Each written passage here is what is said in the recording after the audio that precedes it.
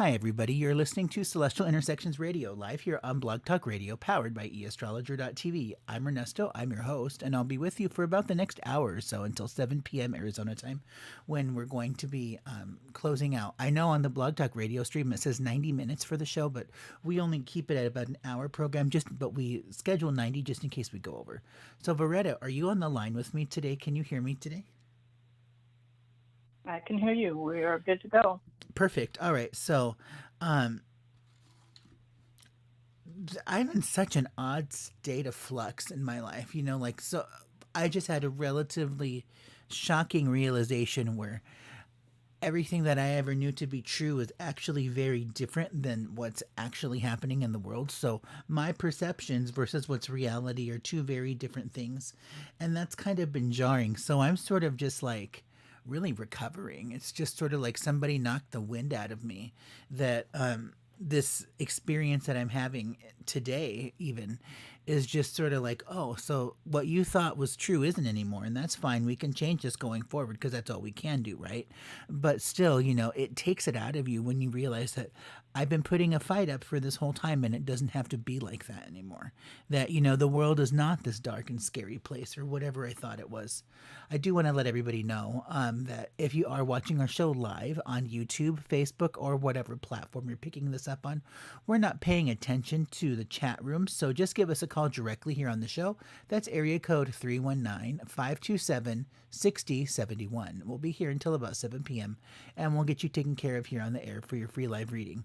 I was telling Beretta before the show that we're actually talking about getting a Patreon account or something along those lines, so you, our subscribers can sort of have like membership tiers or like donation levels, and you guys get something different or an added bonus for your contributions. And for a lot of you who are interested in more of like the psychic development, spiritualized living kinds of stuff, that could be where we give you some like little lessons or advice or things on those subjects if that's something that you're into. And then we would still have special shows that are only for our subscriber base, so that aren't televised, because I know that seems to be a thing for people, that you don't want to let it all hang out to dry over the internet. And we hear you, we understand you.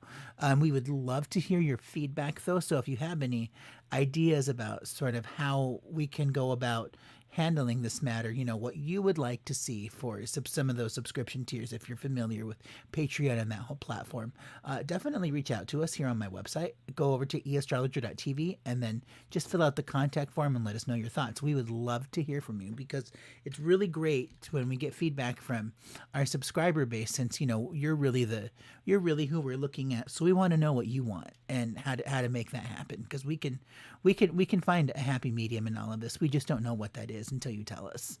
So I know, Veretta, you've also sort of been in a stasis lately, the past month or two, since you've had some medical things that have come up, and that's really just been like a total game changer for your perceptions of the world, that no, I don't have to be in crack addict mode and always doing all of these extra things to keep myself busy, that I can just focus on me and what's really truly necessary in this moment. So I'm sure that's been a very hard lesson for you too, and I would imagine that you're probably going something through very similar like I am. Like, I am really tired. I don't know why, but I just want to sit here and do mindless things like watch TV, not write scripts or, work on my book, just to enjoy the moment and to just relax, because somebody punched the wind out of me, and I don't know where that came from, but that's a definite feeling that I get when I'm in this decompress mode. Right. I definitely have had to learn how to monitor my time versus effort much better. I did have some pretty prohibiting surgery done that required me to sit on my butt and literally sit on my butt for 2 months. And I am not used to that. I am a very independent, free-willed individual that gets up at the moment's notice. And I've always been led by spirit. And so what I found so interesting to me, looking back at it after the fact, because I kind of was in that mode of wonderful free time that I have to sit here and do nothing, spirit was oddly quiet. And, I was like, well, I don't know what to do right now because I'm not getting any input from spirit. and I don't want to waste my time with things that really aren't productive in any manner. And I had to learn that sitting on my butt in light of the fact that I was healing was not unproductive. I was being productive. I was taking care of my body. And so it was amazing to me that spirit wouldn't lead me into, encourage me to start or continue projects. And I had to learn how to be okay with sitting still and not doing anything. And it was a struggle for me. It really was. I did find a way finally then to feel like I was useful and productive by sitting on my butt and reaching out to people that weren't even near me and I knew could use my help. And so that kept me occupied for a while. And then getting, having the ability to sit and do some writing and carry the energy in that direction so that I could be prepared when I wasn't prohibited any longer to get up and do something, follow through on making that happen. So I've got a lot of things going to be ready for publishing here very shortly. And it is difficult when you're used to being able to do and be and go, here, there, and everywhere else. When you want to, basically, it's not enough just to stay a little bit active. So I did have to rearrange my habits. And I have been extremely tired from trying to sit. I've been extremely tired from trying to sit and think of something to do that I could get done and do nothing at the same time. So it's odd how that happened. But I do believe, and it's always been my motto, everything happens for a reason and in the right time frame. So I'm not fighting with it. I'm not begrudging life right now because I can't get a lot of things done. Springtime for me is the time where I get up and I go, I plant, I clean, I purge, I do everything that I've been waiting all winter to do. And this year wasn't that way. I couldn't from December on to now. I've had to really accept the fact that there are just going to be those times where I really shouldn't do anything for my best interest. Even though I knew how, I struggled with actually accomplishing that task. But I'm feeling a lot more confident now that I'm able to get up and get going a little bit and being able to travel again and get myself where I want to be. Although the lifting restrictions and the things that again are going to, create a havoc for me are the things that I would normally do, staying productive versus asking for help. So there were a lot of lessons I needed to kind of review and overcome and then tackle through this time frame. And it is different. I mean, it really is different when you're not expecting any of that to spontaneously erupt at any time in your life when you're not prepared for it. And the main thing is that, we learn to listen to these signs and pay attention to them, like that. One of the very basic things about life is we are unable to change the things about ourselves when we don't know any better. So there is a very fine line and a distinct difference between a narcissistic abuser and somebody who is intellectually and or emotionally disabled. Like that these are two very different types of relationships. The narcissistic abuser, like, I am the victim, I am stuck, I am trapped, I don't know how to get myself out. Let us, pray to God to show this person mercy through death and despair. That's that's that conversation. And then the other side of it is, it's, oh, this person just does not have the skill set to see me for who I am. So it's not the fact that, that they don't care. It's the fact that they cannot. So that reframes my Right. experience then to where it becomes, if that's the perspective that we're taking, that you are unable to do that, that's news to me. That's new information I've never heard of before. So as opposed to putting up this fight, that I'm going to be mad at you, that you're this terrible, evil person, who doesn't care about me, there's that aspect of it. But the reality is that, I never had to act that way to begin with because the world's not a scary place since this other person doesn't even know what the heck is going on. Like the world is probably Santa Claus to them for all we know most of the time. So, it becomes to where now that I have this information, I can create action through my behaviors because that can influence my actions in the moment now that I have this new information, and that creates change. That means that I can go out and express things in a different way. If you look at the screen right now on display on our YouTube stream, I have my chart up here on the screen, and you'll see that there are some different shapes Wait, that I've put. There's some circles and there's some squares. Coretta, can you see that I here now? don't see it. Not yet? Okay. No, no, I'm not seeing it. Just give that a second and it should update here momentarily. I see it. Are you is your Facebook stream live? Is that up to the current moment? Actually, I'm looking on YouTube. Oh, okay, yeah. I changed that just a few seconds ago, so you should see my chart up on the screen, and there's like some green and some blue, and do you see that now? No, but that doesn't mean it's not up there. Okay, all right. So Technically challenged. We all know that. yeah, just refresh your screen on the YouTube stream from the live, and then it'll just catch up to the current moment. So if you're watching our YouTube stream, what's interesting about this is that you'll see that I have some circles and some squares up here. So the reason I did this is because this is where this is one of my personal research subjects is how do we research alchemy of a chart? Like if this is blind in a vacuum, like a cadaver on a table kind of thing with, cold hands and blue gloves, how am I going to approach this chart and understanding this person?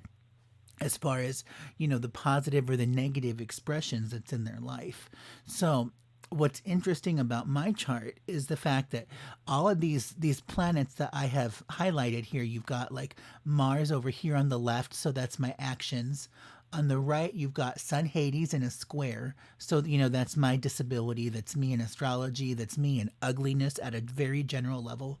You've got Venus, Neptune in a square up top along with the moon. So my emotional body is very much, or falling in love is very much defined by rose colored glasses and this sort of like just peachy experience that everything is perfect and, hunky dory. That's that aspect of it. And then at the bottom, you have this Cupido here, which is that blue square at the bottom, which is going to be like my groups and my networks. So all of these planets together, these are all a huge piece of who I am, at the seat of my soul in terms of my soul relationships, because, that's how I do it. My life expresses itself through astrology and working on my problems. So, that's kind of how my life, that's how my life operates pretty much on a daily basis. But then, like when you look at it a little bit more deeply, as far as like the relationships, like sun, moon, this is my relationships at a general level. This is also, the father and mother, both of them together. So, like that, you would look at something, let's say like my Mars, and you're going to learn more about like the father influence in my life. And then what you come to find out is that you have this big circle over that Sun, Hades, Mercury, Saturn. So that's going to be like, okay, so maybe there's some difficulty there. Maybe there's some nastiness, that's an obstacle or a choice, to my actions and also to my dad as a person. And that's definitely been an issue for me, is working through that. So what happens then is that by me choosing to, be nasty, to be negative, to be rude, to be mean, because, I'm really working with somebody who is truly unable to see me for who I am, but I am of the perception and I gaslight myself to believe that this person is, an abuser and somebody I don't want. That creates some very difficult situations in my life, where I am unable to hold friendships or relationships because of the way I perceive people. Because, this is an ongoing behavior pattern that I've never really broken. But now that I have the knowledge and information that I can change this, that, that where I should be drawing from is, like kindness, empathy, compassion, all of those keywords, the things that I work so hard to suppress in my life, that these are by drawing from those core emotions that that's really how you reverse the damage of this story of me suppressing all of this and saying I don't want anything to do with it, or like I laugh at people when they say, how does that make you feel? It's like, you're not my therapist, you know what? It's like, why is my insurance paying you to ask me how does that make me feel when I literally don't feel? I am probably half cyborg. So you know, it becomes problematic for me in that sense, and I just got to the point where I was sick of it. You know, like everything is broken, nothing seems to work, so I need to do something. And by figuring this out, which is supported here on my chart, that, you know, by me working on this aspect of myself, this should make it to where, you know, I can go from, you know, the prickly a-hole that I expect myself to be, and don't need to put up that front anymore. So now I can just focus on, you know, being that warm and fuzzy person that people seem to expect of me, but I don't outwardly project that into the world anyway. So maybe that's something that I'm going to start to work on for myself. Where I'm going with all of this is the fact that, you know, my soul, it was really my soul's choice for me to learn these lessons in this lifetime, in this way, with these people, with these characters. That, you know, that me, somebody instilling in me a long time and go, hey, Ernesto, you know, this relationship that you're not understanding is really very different. Have you ever thought about looking at it in this other lens, or you know, under this other frame? And if you had tried to tell that to me in the past, I would have thought you were crazy. You know, like that just doesn't Mm-hmm. happen. The soul has to figure things out in our own time. Everything in this lifetime is designed perfectly for us to learn from, because we designed it this way. So there's really nothing to be mad or upset about or losing time, because, again, remember, the only thing that we can do is to change our experience and our actions in the moment now that we have this new information. So, as a lot of you are going through this process of changing in your own life, because that seems to be a very common narrative and what we do in the show is that, you know, people are sort of at a turning point, you know, like, so, things could be ready to improve, but they're not really too sure how to make those steps or how to make those changes. So that's kind of what we do here.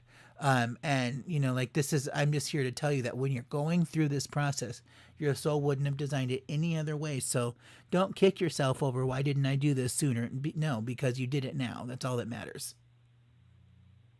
Mm-hmm. And it's funny, you know, when you say, you know, you look at the fact that maybe you chose this, that is one of the hottest topics in people. And I tell them, you know, you chose your parents, you chose your living situation, you chose what you needed to learn by. And boy, I'll tell you, I don't know, more better than half of the people that I've worked with, and I, you know, that's, I can't even begin to imagine how many hundreds of people um, would say, I didn't choose this. Why would I do that to myself?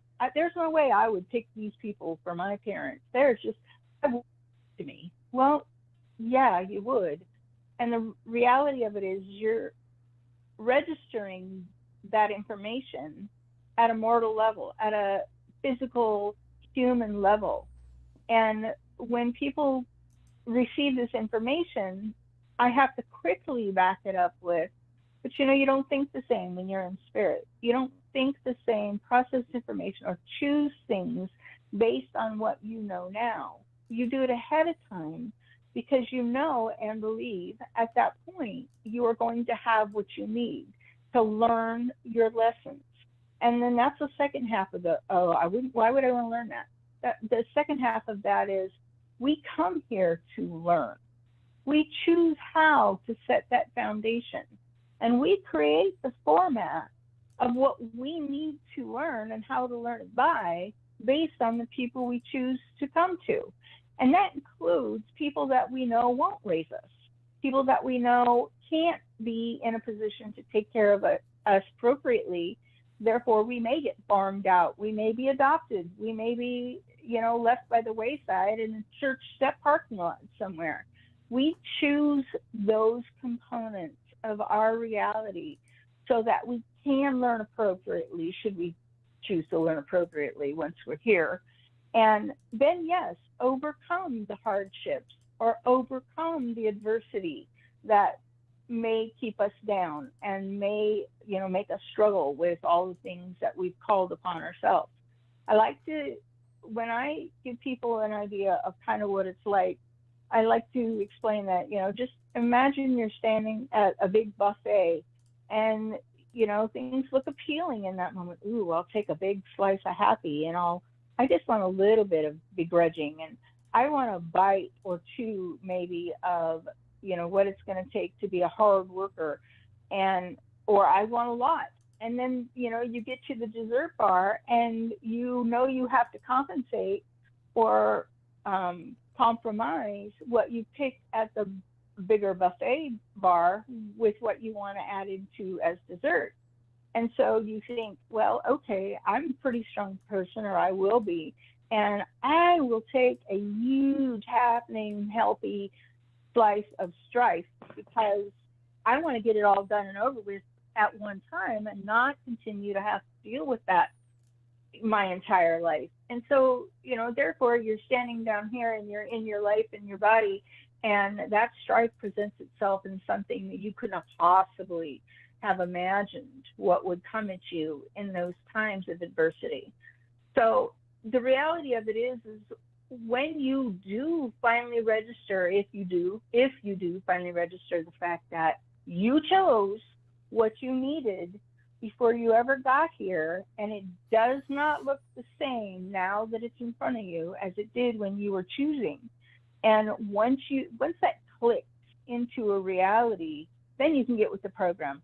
Then you can understand, okay, I got to get better at that. Otherwise, I'm never going to get past that learning aspect of life.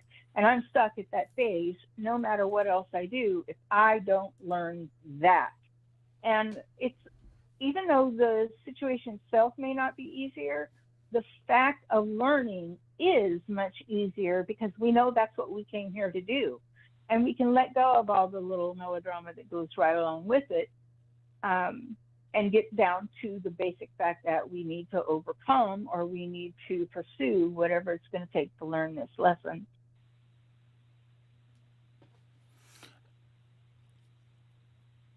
Okay, so much with that I want to kind of just break into. I don't even really know where to start.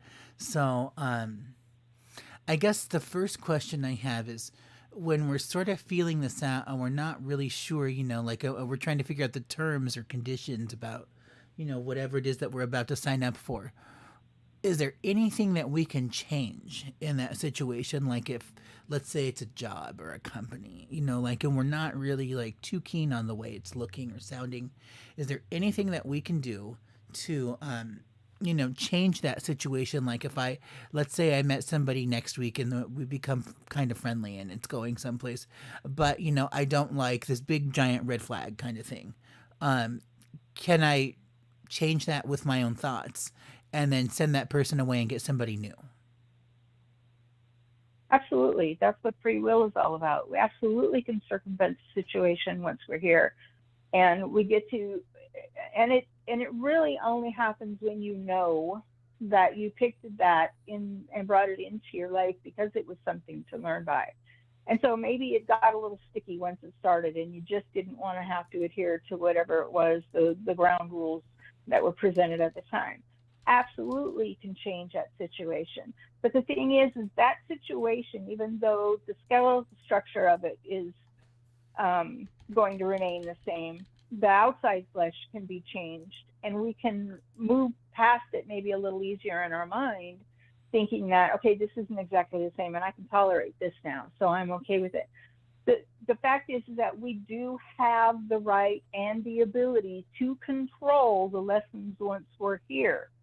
But in order to do that, we have to know it's a lesson. We have to know we chose it to begin with. And then we have to know that there will be a similar learning lesson to come that we can't, if we just keep saying, no, I don't like that, I don't like that, I don't like that, you're not going to learn anything from it. And you will have to repeat this lifetime style to eventually get past the parts that we don't like. But yes, we can circumvent it once we're here.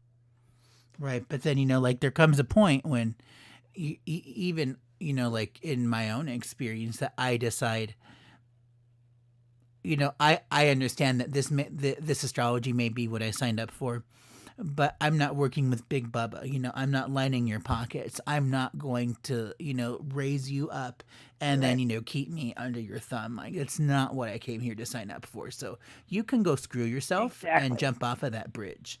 Like that is okay. Like that's fine, and that can absolutely exist within the same space as somebody who is having a spiritual journey. This is something that I've started to learn very much recently, is that it's okay for us to have extremely human reactions and feelings such as anger, hostility, despair, rage.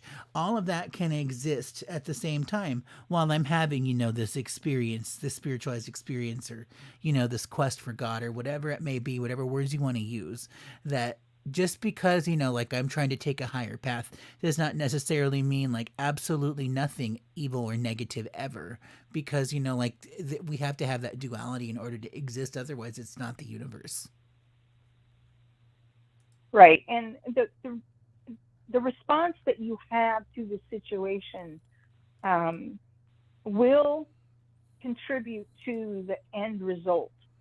And if you can have a moderate balance, okay, this is real, it's happening, I can't get past it, let's just run through it and see if we don't burn our feet off in the process, you can definitely make sure that you do not have to have a disaster in the making to learn the lesson, and you do not have to suffer to make it happen. You do not have to have the gloom and doom that goes along with a lot of heartache. It really is all about your perspective and what you do with it. I met with a man today, um, reconnected with him after 10 years, who was an old time client. And when I left the state, I, walked away from a lot of clientele. And he found me again. And when he realized I was here, I made an appointment, went and seen him, blah, blah, blah. And in the process of catching up with him over the 10 years, he proceeds to tell me that he'd been in a relationship and he brought someone over from another country. And indeed, she ended up really just wanting a green card. And he was very passive, as he was telling me, with no expression of hate or mean or, rage in his demeanor whatsoever. And he said, you know what, I realized that it happened for a reason. And because I recognized those signs that it did happen for a reason, I didn't need to get all distraught and worked up over it. And really, that's what you're here to do. You're really here to understand that everything does happen for a reason. And if you coexist with that in a peaceful manner, it will go down so much better than if you're trying to chew some kind of something that just isn't going to be swallowed without, choking you to death. So it is a matter of your perspective. It is a matter of how you choose to deal with it at the time that will determine whether or not you've learned the lesson, or you need a repeat, or maybe just a little refresher. And ultimately, you're done with that portion of the show. You can move on to something else. And what's really interesting is the fact that in astrology, like the fact that I read three charts at any given moment, that means that there is a reasonable expectation, since we're looking for all of these terms to line up with each other in all three charts, that every single soul on this planet is going to be presented with the same major life issues multiple times throughout their life. It's kind of like, if you want to take it from the perspective of like the hero's journey, or perhaps even like a role playing game, let's say, that that you, the character, the protagonist in the story, that you're given like these cloister of trials, or like these tests or exams or something like that. Like, did you learn what your soul came here to do? And you're going to keep being presented with these things over and over again. Every iteration is just going to be a little bit different from the last one, to really make sure Spirit really wants to put you through the grinder to make sure that you've really knocked this one out of the park. Because if you don't, then that's called karma. Then that means you're probably going to have another lifetime where you're going to be figuring out some things that are somewhat unpleasant because you chose not to listen. There's another issue where the red flags and paying attention to that all comes in, because when we're learning these things, like we have to learn how to pay attention to the stimuli in our environment, the response that that we get from the beyond when people are trying to communicate with us, and how our actions are affecting our life path in terms of our own growth and experience. Like one thing that is absolutely true is Why do we come here on earth? So that the soul can learn, so that the soul can grow. That is truth. That is fact. Like, and then people talk about the state of global warming, that in thousands of years, like let's say 5 or 6 thousand years, that there's going to be no human life left on this planet, that it's just going to be a whole bunch of, like machines and everything else. It's just going to be savage as far as the weather conditions. Well, I'm here to tell you that if there's any life left on this planet in 5 or 6 thousand years, humanity has done something seriously, seriously wrong. And the earth truly will become the literal bad place. So, I mean, like the fact that we have any life left on this planet in that much time, we've messed up pretty bad. Because, like the whole point of this experience is let's learn what we're supposed to do, get the heck out of here, go into nirvana, and then we're going to go into the next phase of our charter of our soul, and that's probably nothing at all to do with this current experience, but we know that that's kind of what we're all here for, is, to learn from this, be done with these stupid ass tests in school, and then move on. So if we're still here in 6,000 years, people have really messed up. I'm really sorry to say. Right. Well, and if you take a look at the fact that mankind itself um, has been on this planet already much longer than most people speculate. It does take lifetimes, it does take eras and generations to make sufficient enough change that it becomes permanent.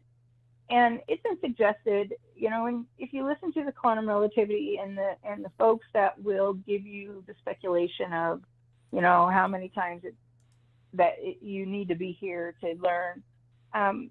You've got a wide range of hypotheses that would suggest everything from aliens planted us on this planet to see how we would progress in our spirituality, to we're all just a bunch of meat suits getting ready to harvest for slavery and other dimensions. And then the well, God wanted you to be here, so he would have company at some point in time. There's just so many things, but the reality of it is none of that in any one person's lifetime means anything. It doesn't make a difference, because you are here to have to exist in this time frame and learn whatever it is your soul contracted for you to learn in this time frame. And it isn't the bearing of why we're here, or how we were created, or how long man's been on this planet really has no bearing on you right now. And if it is any of those things, the reality of it is the best we can do is be the best that we can. And then that will make a difference in future, hopefully in future generations. So then, I guess, what, like for you anyway, Beretta, on a daily basis, knowing what we know about the universe, like, how do you approach, life? Like when you wake up in the morning, what runs through your mind? Like what drives you throughout the day? Like a lot of us are just kind of like, oh God, this again, and I don't want to come back, by the way, what I've done with this life. That's just not in the cards for me. There are a lot of people who are like that. Like for me, I look forward to what comes beyond, because I know it's definitely probably a heck of a lot better than this. But So much better, yeah. yes. I mean, see, we get So it though. I was told we do, but it didn't happen automatically. It took experience for us to accept and understand, that there is something more and better out there, and that it is definitely going to be, more suitable to who we are in this mindset than what our body represents. When I was first starting to evolve into that person of understanding what's going on spiritually, my teacher told me, this is your last rodeo. You don't have to come back anymore. And so I snatched onto that, that first part. This is your last rodeo. Woo! It doesn't matter how bad I mess up. I don't have to come back anymore. Well, somewhere along the way, I realized that that's not the case. The case is, he said, I don't have to. But the probability is because I can, I probably will. Now, if I were to look at that and think, oh my God, please don't do that to me again, I don't ever want to come back here, my whole situation will be different. I don't know what the situation will be the next time or in other dimensions as our life is. And, we can get into the speculation of how many lifetimes you've lived and how many of those were good and how many of those were bad. And the reality of it is that that just doesn't matter. When I wake up in the morning, my objective is to Im- either improve or expand on any given situation at any given moment that I can give input to. Not go out and reach for it, not, make it up or, start sorting through the garbage to see what I can do with all the icky stuff, but just wait and be patient enough to accept the task that when it comes, I am ready for whatever that's going to be. And pretty soon, the phone will ring or somebody will text or a situation will arrive that I understand, oh, this is it. What you going to do today with it? And I choose to participate in it willingly, good, bad, or ugly, regardless of how it ends up. I know that it's my choice. And because I choose to deal with it appropriately or whatever needs to be at hand, that my contribution is enough. And I don't strive to do more than someone else or be perfect and or better than. I strive to participate in what I have to offer and know that that's enough. Know that if it was just a referral that I'm supposed to help someone with, or literally pick them up and move them out of state to somewhere else, or help them figure out how to pay their phone bill. It doesn't matter what it is. I'm game. I'm down. And I know that the lifetimes that I've lived and I live is not reflection of what I have or what titles I hold or any monetary success or value, because none of that really shapes me as a person. So when I wake up in the morning, I just wait until the time frame comes that spirit sends something in my direction, and I decide whether I can or what I can, and then follow through on it and be available whenever the time frame pops up that something or someone would need me in service. And if it doesn't happen during that day, woohoo, I have lots of other things to keep me occupied. I can most certainly, do with a down day every once in a while or throughout time so that I can rest, so that I can, do my laundry and clean the house and do the things that I need to do for myself. So for me, it's a matter of balance and whether I can occupy myself along the way until something comes through at such a time that I need to really pay attention to it, and know that that's enough. Call it good, and don't worry about what I can't do anything about or any of the rest of what anybody should reflect that I should be occupied with.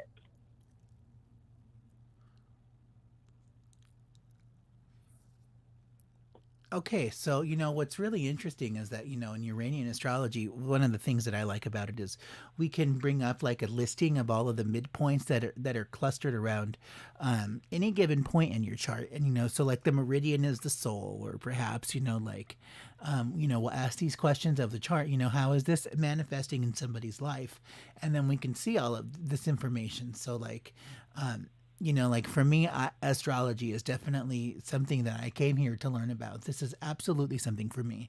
Like for you, Veretta, you've definitely got this whole piece about like metaphysics and spirituality and higher knowing, like just kind of raw subconscious energy. Like that's sort of that's your goal. That's your primary mode. That's something that's a big motivating factor for you. Other people may have it that they're a writer or an author, or a teacher, or however that manifests. We look at like the midpoint listings of somebody in their life, especially for their soul, because that gives us a big clue about how that person operates. And then by looking at the other stories that are happening in a person's life in their chart, just in their natal chart, then we can also see what other kinds of things that they're working with or trying to sort out in this lifetime. Because remember, this is all about growth and learning here. So, on that note, we are going to take a phone call from our subscriber Dion here. Hi, Dion. I have your chart up. Do you have a question for us, or would you like a general reading today? Well, I do have a question. So, thank you for taking my call. Always. So I know that I'm going to end up in Miami or south of Miami or whatever. And I know it's just a matter of time. But, it was actually working with somebody down there on a project. I just was wondering if if that person would be able to help me get established down there, or if there's any continuous connection with this person or whatever, or where will that rabbit hole lead, or anything else that you'd want to tell me about that. Sure. What's their name?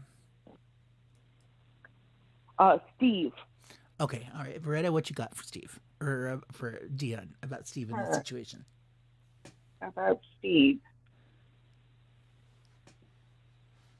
So, it's funny that this should chime in right where we left off.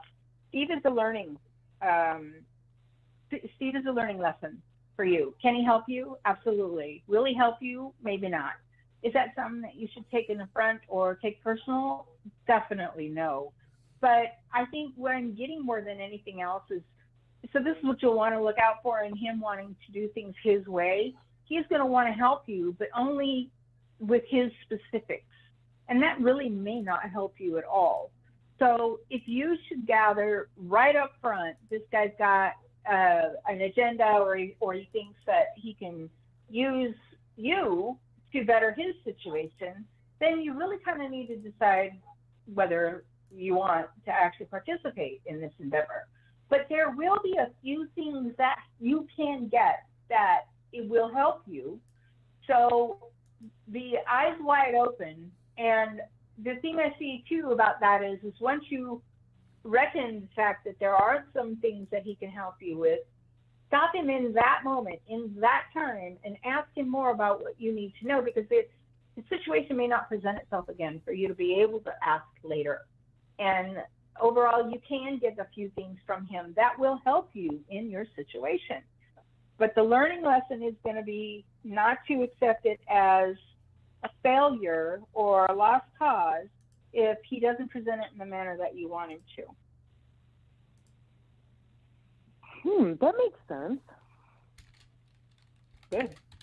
Because I can only tell you what I see and what I hear, and that comes to me that has no value whatsoever until somebody says, that makes sense. And then I'm thinking stars, because I don't have, it's not by design that I actually know what I'm saying. It's what I'm hearing and what I'm seeing or feeling at the time.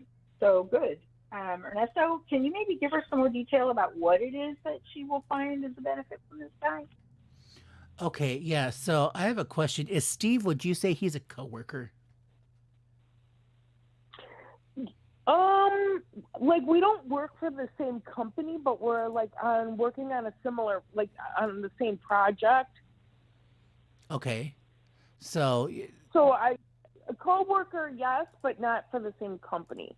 Just so we're clear on that. Okay, yeah. So, but at some point in time, you guys have mutual work interests, we'll say. Yes, yes. Okay, all right. So let me look at that one. If we move this there-ish. Okay. And I do want something from him that will help me in my career. And I contacted him, but last time he did help me, but it took a couple of days. And it's but I kind of want to lean on that again. But, it would help his project out too. That's why I was I could see what, she was saying. But, okay, yeah. I feel like that where Steve would help you has something to do with a client list, or, something about contacts, something about getting you the work that you would need to get started. Like, he would be the type of person that has, like the people who are going to open up their wallets for whatever it is that you're going to do work wise. Or, like he has knowledge or information about different people that could help you out in this whole process, like different, like let's say street fairs or, other types of networking events where people are going to be doing that type of thing. I feel like that Steve is really more of a connections type of person, that this is the reason why this person is being brought to you like that. And then if I look at, like, let's say that, yeah, like right about there, that is the other thing that Steve is going to have to do is going to have to do with the move itself. Like, and he's not Steve is not local to you. He's in the new area you want to live in, right? Right. Yeah, so he's going to have some type of connection as to, maybe if this is looking for real estate listings or, apartments or something like that. Or he has a friend of a friend of a friend, who has like some really great secret thing that nobody's ever heard of that's really unique and terrific. Like I feel like that Steve That's is exactly right. Yeah. So he's Yeah, keep going. yeah, he's got this. He's got something to do with the housing, and that housing situation then leads to some really sweet deal with self-employment. Like there is going to be something along the lines as far as the work job is concerned that you really really like this job. Like it's something that is right up your alley, that you're qualified to do. It's not boring, it's exciting. That this is going to be this is the other thing that Steve has for you, but he's only a connection. He's not going to be somebody who's going to stick around. He's probably going to drop off by the wayside relatively shortly after all of this is set up for you. And then that's going to be taken away, and it's just for that reason. And there's no hard feelings. There's no other reason aside from he has his own stuff to deal with. But that's the key reason why he's being presented to you, is because it has something to do with the housing situation and the self-employment job. But he's not going to stick around for very long. Okay, that's fair. That And works. by the way, Dion, this is the I was year. just trying to, Yeah, this is the year when it's going to happen too.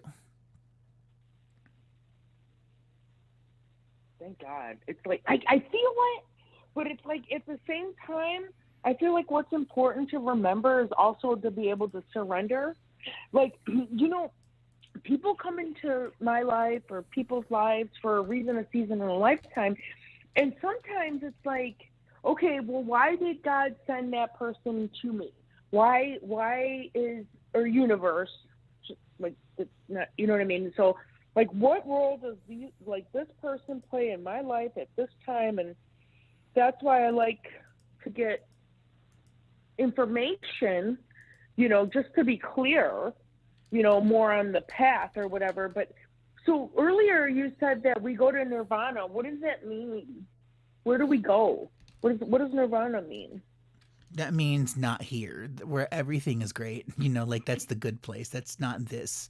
If my worldview is this, Earth is probably a simulation, and once this lifetime is over, we wake up and then the real life begins, where everything does work like it's supposed to. Like not every, it's somewhat distressing if you think about it, right? Like being born onto a planet where that's dying with dwindling resources, and politics are all kinds of like just broken, and the entire state of the world is in shambles, essentially, apocalypse for the lack of a better term, which literally means rebirth.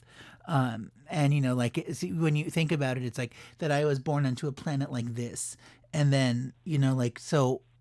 That kind of sucks. It makes me realize, my soul's not very happy. Like I want another lifetime. I want a refund, where everything does work. And, we're 50 to 80 years in the future where all of that stuff has already been worked out. Like the Nirvana version of this lifetime is where, we're pushed past all of that stuff and everything is working the way it's supposed to. But let's be clear too. The reality is when we leave the physical, we go into a dimension that matches the vibration of where we're at, like say right now. If you were to go tomorrow, you would go into a dimension that matches your vibrational rate at this time and moment. Now, let's just say you're not a nice person and you've done your share of damage while you're alive. You're not going to resonate at a higher level. You're going to go to the dimension that resonates with the level you're on right now, which some people would say, well, that's not nirvana. Well, yeah, but you're not living a nirvana life, are you? But the reality of it is that dimension, once you do the work from spirit, can change. You can go up over time. Now, when I say time, I don't mean that spirit owns the clock. Spirit does not own the clock. No way do you find a linear form of time in spirit. So it can take a very long space of generation to change your dimensional rate. And that's kind of why you want to make right by your life before you leave here. And, well, just see what happens if I get in an accident and I go quickly. Well, then you better, by God, have hoped you've been living a good life at that point in time. But wait, for people that are aware that there is more, that there is a spiritual world, that there is something that we can call nirvana at some point in time, they're most definitely not going to resonate at a level that puts them in the hell type of environment. Is there a hell? No. Is there a dimension that simulates a type of hell environment? Oh, yes. Yes, many of them. So when you transition into what you resonate at the level of when you die. And so then the argument would be, well, what if I was a really good person almost all my life, but then right at the very end, I really got ugly? Well, guess what? You really got yourself ugly into a stupid dimension when you die. Because all of what you did ahead of time or prior to that experience does not carry you through to a better place. So then we ask, well, what happens if you suicide? Well, you're going to suicide yourself right into a dimension of having to understand you bailed out early, which means most likely at that point in time, you're either stuck on the earth plane as what we call a ghost or an apparition, or you bounce right back because you knew you messed up. And at that time, you were given the opportunity to do exactly that, bounce right back, then to satisfy whatever the lessons were that you were supposed to learn the first time. So nirvana exists if that's where you live when you're on Earth. Does that make sense? Yeah, and so like when somebody can tell me what's going to happen, like let's say 6 months from now or even like this year, is it because you're reading like what the past is? So when a person is reading, they're reading the probability of the course of action that will take you to that point. But at no time are you not capable of changing that. So if I were to say to you, oh my God, Dion, don't walk out your front door on July 10th because you're going to get hit by a bus. You've got a big circle around July 10th and you don't even walk out the door. And you've just changed that outline because your free will has the ability to do so.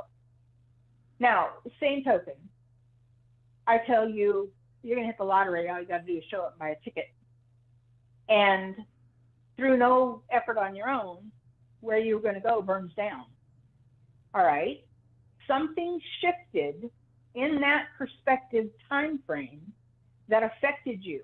You didn't necessarily have to do it, but when you take into consideration the 70 whatever million billion people we have on the planet all have to coincide with that time frame for that to happen, for that to do so. So what I read is a probability of if everything goes the way it's written, this is what's going to happen. Now, there are many times, every day almost, where I will see multiple choice paths, which means you have to decide which choice you're going to make. And then I can tell you from that perspective, okay, if you chose A, this will be the end result. If you choose B, that'll be the end result. And if you choose C, that'll be the end result. And all of them are an option, but it's going to take you making a decision before any of that takes place. Does that make sense? Yeah, it does make sense. It's just like, I know some people are like, I've gotten readings before where people are like, okay, well, in 2 years, this is going to happen. And it just freaks me out because I'm thinking to myself, so you're basically reading like they can see that far ahead, and I know that and when it comes to fruition, obviously my free will went on that path, but it was I guess I'm not saying it correctly, but it's kind of like I feel like I got a map, but like my miner's cap can only see so far. And like some people like yourself is very talented where you can see the road 2 years down. And it's just kind of like, but why is it like that? I don't know. Maybe I'm overthinking why it, but can't I there's do got to that? be a reason. Yeah, how can you do that? How do you do that? So I do that specifically. Well, I've been doing this for the better part of 30 years plus, and I taught myself and or listened to direction from spirit to help amplify the ability to see that far. Now, again, does that mean it's going to happen? Not necessarily. Now, if it's set in stone, ironclad, and it's a part of what you chose to have happen, it's going to happen. It doesn't matter what decision you make. But yes, again, hear me say before, there's free will. Like I said, you're going to get hit by a bus. Where Ernesto reads your chart, it's the probability of everything that is going to happen because the planets are aligned to those specificities. And as long as you don't make a different decision or mess it up, that's what's going to take place. So I can do that because I know how to read vibration. I know how to take direction. And I chose to be able to do it in an uncorrupt manner with no ego, so that over time, I've gotten pretty literate in what my signals and my markers are. And as long as I'm not trying to rely on memory or some type of subliminal suggestion or even a blatant suggestion from someone, I can just give what I get and call it good. And then know that, the responsibility of whatever's going to happen is not on me. So it's time. It took time. It took me saying yes to the direction because I didn't have to. And it took, like I said, the better part of 30 years for me to get to the point where I am now in this time, able to read it appropriately so that I know how to relay that information. And Dion, just so you're aware, one of the reasons why I chose Veretta as a co-host, and one of the reasons I am so thankful that she is on the show with us is because she has the ability to read, that nuance of how a chart resonates for somebody. So like when I read your chart, I can see stuff down the road in the future, and that's all just based off of math and science and symmetry is really all I'm looking at. So everything, anytime you ask me a question about your chart or your life, it's just a calculable point, like I just have to do the math and then read what falls on that axis point, because it's just astrology is just a symbolic language. So that's one aspect of it. But, like when I read the chart, and I tell you, Dion, you're going to have, one of these three things happen. Like you're either going to meet an astrologer, you're going to meet a surgeon, or you're going to meet a criminal. Like I tell you one of three things. And that's because everything in terms of astrology and how it manifests is one of three things. For lack of a better term, we could call it a positive and negative and a neutral path. And what you manifest is based, yes, 100% off of your own actions leading up to that moment. So, like the day before, you're probably not going to make a whole lot of change as far as your manifestation is concerned, because the universe doesn't work that fast, and alchemy is a relatively slow process that we start long before we ever see the results. So when I say it's one of three things, I never know which one of those three things you're going to get, because just very similar to the start of the show when I said, now what happens if we look at this in a vacuum with cold hands, blue gloves, and a cadaver on a body? Like we don't really know like if my chart resonates positive or negative based on my choices. That's kind of why astrologers are very difficult to replace by automation, if not impossible. And then Beretta having the ability to connect to spirit to know how a chart or a soul will resonate or manifest. She could probably tell you, Dion, you're going to have ABC that's going to happen in 2 years, and if you take A path, then this is what's going to happen. If you take B path, this is what happens, and if you take C path, this is what happens. I've actually had these conversations before, so I know that they do exist. Okay. No, I get it, and I know like everybody's got different gifts, but I don't have that gift where I can see 3 minutes down the road. So that's why I like to touch in with other spiritual people. So I don't know. Just I appreciate you both. But yeah, the guy has powers that I want. If I was playing a game, he kind of like, has I need the wand, and he's got the wand, and he could give it to me. So I'm kind of just hoping, But I guess it's just, all predestined. So that's why a lot of times we just have to relax and let things happen. Yes, and what my advice to you about Steve and that whole thing, as we're kind of wrapping that part up, is give him time. He's slow. It's like he's slow as molasses. In fact, he is a steady guy. He just takes forever to get his stuff together. So it will happen. Just be patient. I'm just going to tell you right now, Dion, it cannot move faster enough with this guy. But that's just the way he is. So don't blow up at him when he's too slow. That's just the nature of the beast. That's good advice. Thank you. But like that's to say that, so that but be sure to hound him every single time you talk to him. Remind him about that thing that you need to have him do. Like there is nothing wrong with that until it gets done, because he's one of those people that needs that. And like if you're not consistently throwing those reminders out there as like a subconscious subtext, like, hey, don't forget about me over here, it's just all going to slide by the wayside, and then you get distressed over it. Gotcha. That sounds good. Thank you. All right, for sure. Well, Dion, it was great to have you on the show. Be sure to give us a call back in the future and let us know how it turns out. Okay, can I still listen to the rest of the show? Absolutely. We're going to move on to our next caller, but I'll leave your line on here so you can just listen to us here.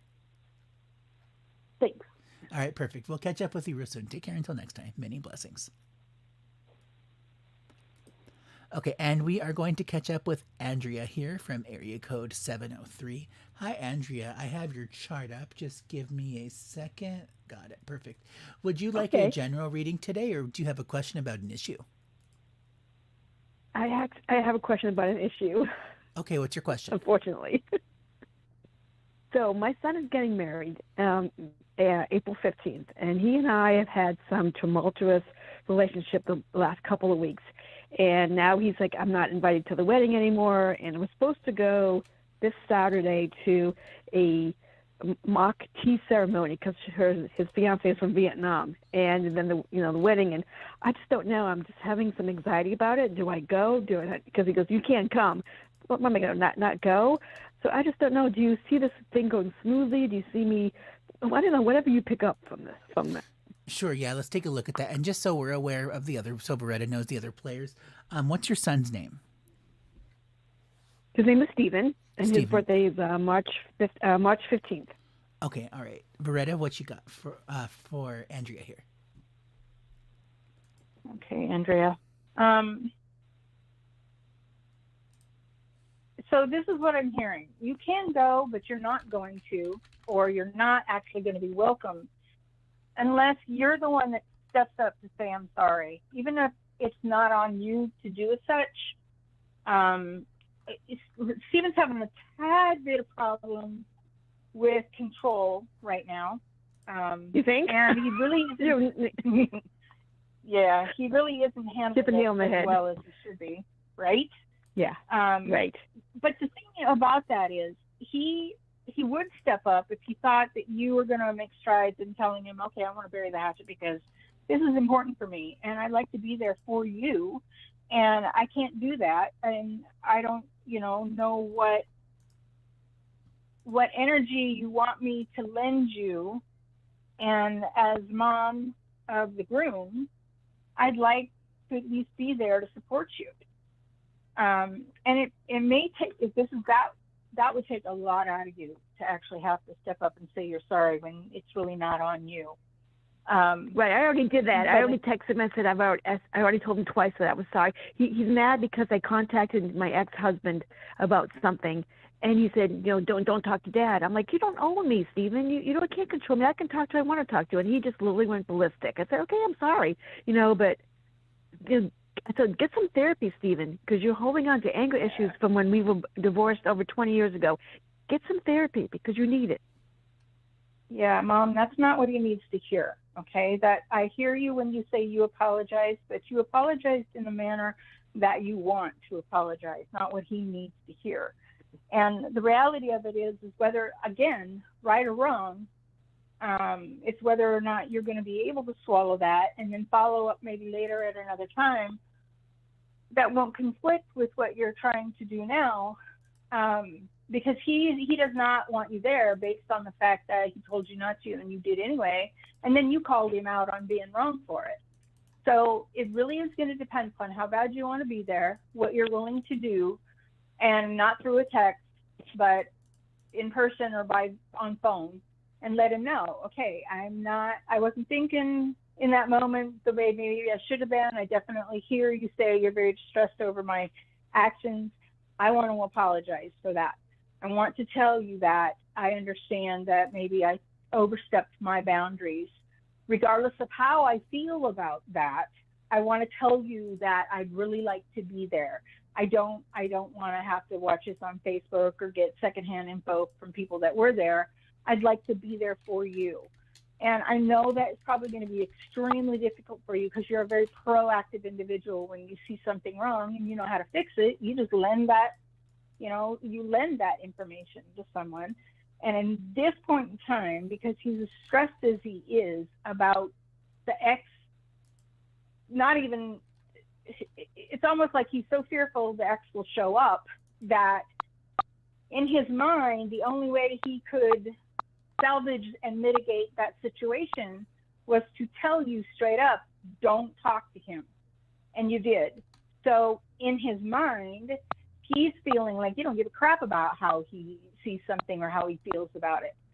So it's really going to depend upon you, and whether he can accept that at this time is debatable. But maybe Ernesto can give you a little bit more understanding and leadway on how to kind of ease into that situation so that you're not feeling like a fraud because you're going to lie out your butt and tell him something you don't believe. And that's basically the bottom line. But maybe he can also give you a leadway in that can open that door and let your son be a little less critical of everything he believes and you at this point in time. I can say that if you aren't going to be there for those reasons, then you're probably going to create a permanent rift between you and your son. If it's something else that prevents you from being there, no, then it probably isn't going to matter. But at this point in time, he's seeing you as someone that's not supportive whatsoever. You don't care about his feelings. You don't care about what he has on his mind. Even if he doesn't even know that's what his problem is, he is just seeing this very emotionally right now. And it's not going to work any other way except for the way he sees it play out in his mind. So Ernesto, can you give her a little bit something that might make that a little easier and palatable? Yes. So the first thing that I'm going to tell you is just try to keep her out of it. That's the best advice that I could give you. Like, that seems to be like the button that you're not supposed to press. That's the pink elephant in a room. Like, just don't bring her up. Like, just be normal. Like, Who's enjoy. her? Yeah, right. Like enjoy No, his life. who's her? The life to come. Right. Yes. That his choice of. Oh, you mean his future wife? Yeah, his future wife. Keep that out of the conversation entirely. Like, just don't bring her up. Don't even so much as ask about, like what she does for work or hobbies or trying to get to know her. Any of those conversational niceties we would expect out of people, when there's someone new that's joining the family, just don't go there. Like, this is not the time for that.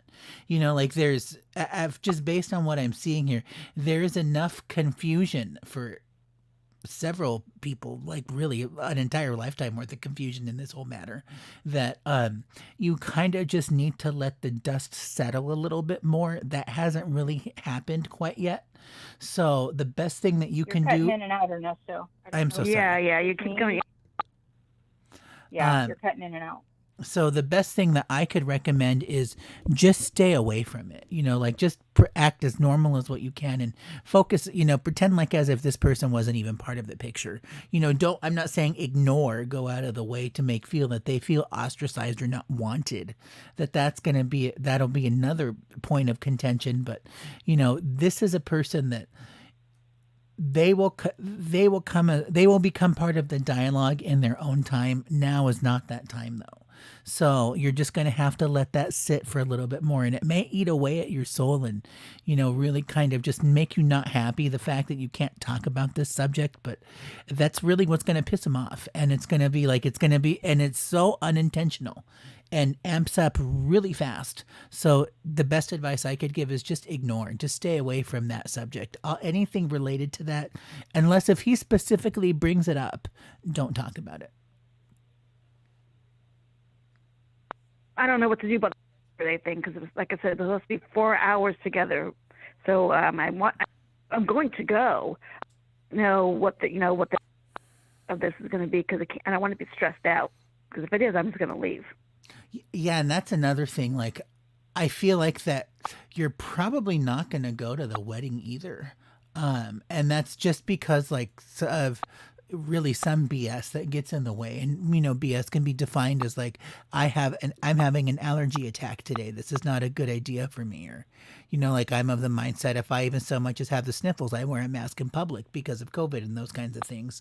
So that means I would never be around people in that situation. That's a me thing though. But I'm just trying to say that I would expect some BS nonsense that's just gonna show its ugly head for a little bit, and it's just gonna be like, he will be upset over it, but he's going to get over it. Like, it's not talking about her in conversation is far worse than, you missing the wedding. Let me just phrase it that way.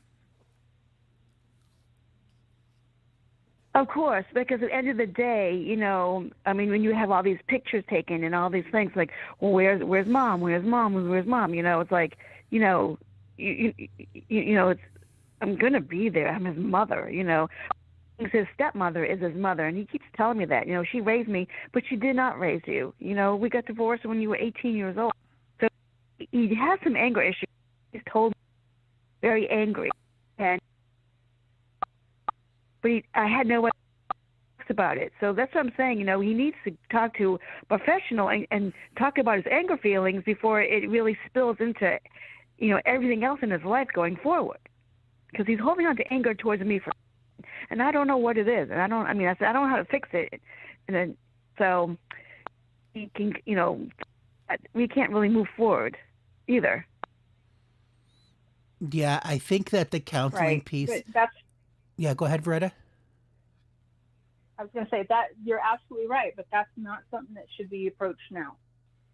No. I mean, I've already kind of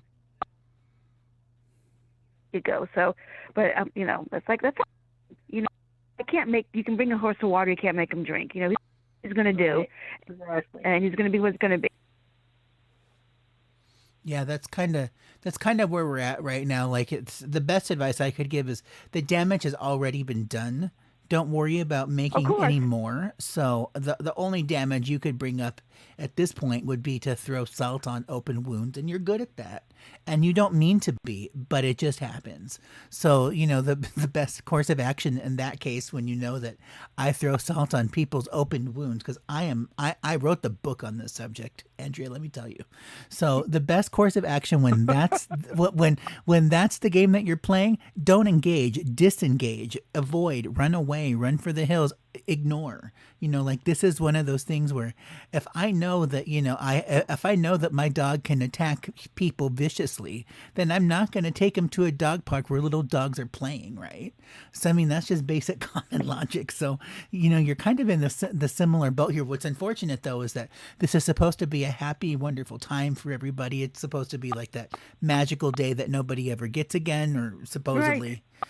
And then it's like, and then you have this rift, you have this difficulty, this problem in the family.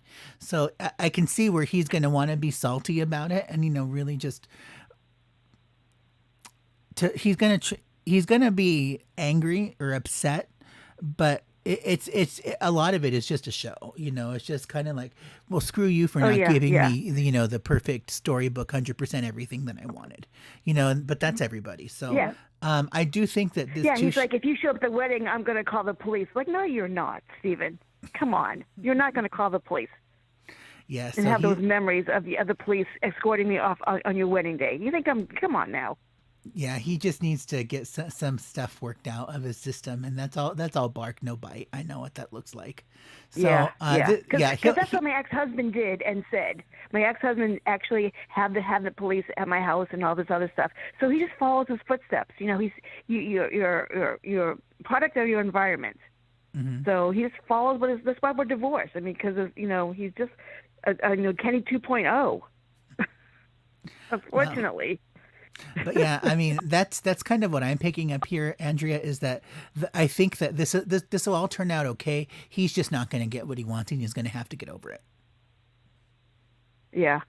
Yeah. He's 35 years old. I mean, and we've been divorced since 2007. You just need to move on. Like whatever anger you have, you just got to let it go because life is short. I just turned 60.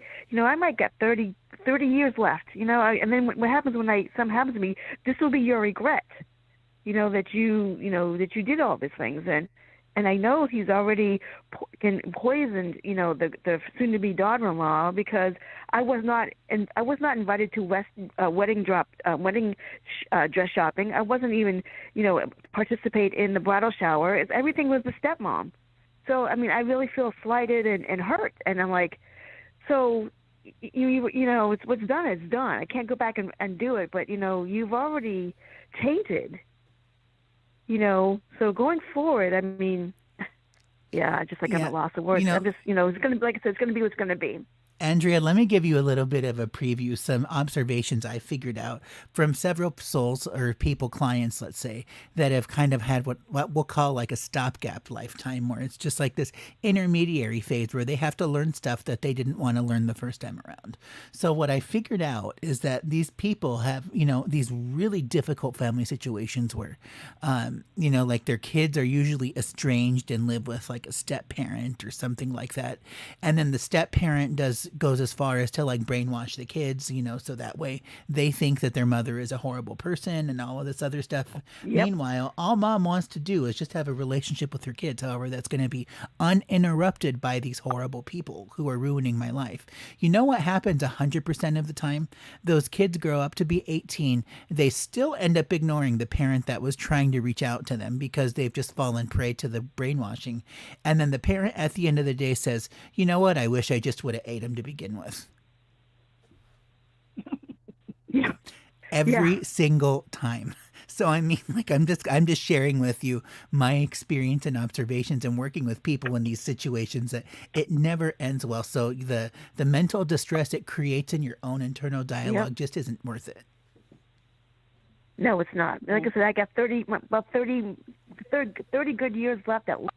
And I'm not going to waste it and live for him anymore. Let him, if he wants to spend his whole entire life with his dad and stepmom, go have it. I don't have the energy to deal with it. So, we'll get through this wedding thing, and then you can do what you want to do going forward. And that's his choice. He's an adult. He can make a choice. Good for you. I would patronize you here and tell you to get a cat or take up a hobby like, Spanish dancing or something like that. But that's the sitcom version of the show.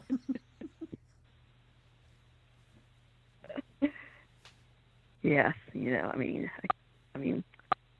but it's just terrible that this is what he has come to, and so because he was a good kid until we got divorced, and then I don't know, because I don't know what happened. He was really angry about the whole divorce, and still angry at me for either leaving him or something, and says I wasn't there for him, and I was like, I just I can't wrap my head around his delusional, things that he's thinking about, which is not even true, just all lies. And in his mind is reality, but they're all lies, because I was there his entire life. But he's like, you weren't here. I'm like, so in his mind he just thinks I wasn't there. So I can't change that.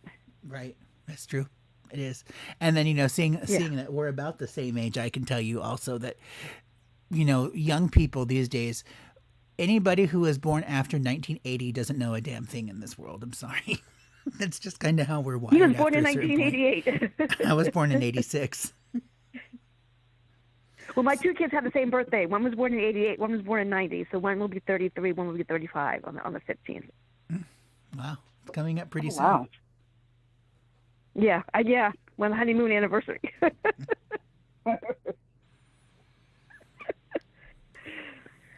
So, well, Andrea, it was great to have you on the show. Be sure to give us a call back it in was the great. future and let Good us know advice. how it turns out. For Yes, sure. yes. Well, whenever you get, again, I'll let you know how the Saturday goes or the wedding goes, and I'll definitely let you know how the relationship thing goes. Yeah, send him a fruit basket. Don't make him feel left out, or a card, or just do Yeah. something so that way he can't fault you for saying, "Well, you didn't even so much as think about me." Yeah. So I'll just give him a quick call and just say, look, now some time has passed, a couple of days has passed, and be like, in more in a calm manner versus him. He screams. He doesn't even talk to me. He just screams at me. That's why I don't do things with him anymore, because he just screams at me like his dad did. So I think I don't talk to you because you just scream at me. So why bother? I'm not I don't need that energy. So. Honestly, in your opinion, I give that marriage 5 years. What do you think? I'd have to look at his chart to know for sure. So, I can definitely get, if you know his birth time, I can definitely get into that with you. That's something. Yeah, his birthday is like I said, 3/15, 88. He was born, I think, at 2:15 p.m. I believe. Okay, yeah, we're almost out of time on the show, but if you give us a call back on our Sunday show, we could take a look at that. I can take a look at that one for you. Yeah, because I like, that's my gut. My gut is telling me to get 5 years or so, and they'll be done. So see, and that's one of the beautiful things about Uranian astrology is we can be extremely morbid. When I'm not feeling good about myself, all right, when is this person going to check out? Let's look. Yeah.